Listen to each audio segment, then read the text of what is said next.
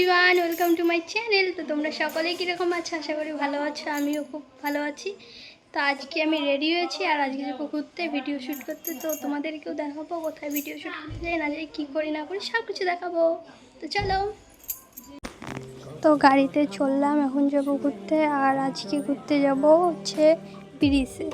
ওইখানে যে কিছু ভিডিও শ্যুট করব, কিছুদিন থেকে ভিডিও শ্যুট করা হচ্ছে না, তাই ভাবলাম ব্রিজে গিয়ে ভিডিও শ্যুট করে, তাই তোমাদের সঙ্গেও শেয়ার করে নিলাম। চলে আসলাম ব্রিজে।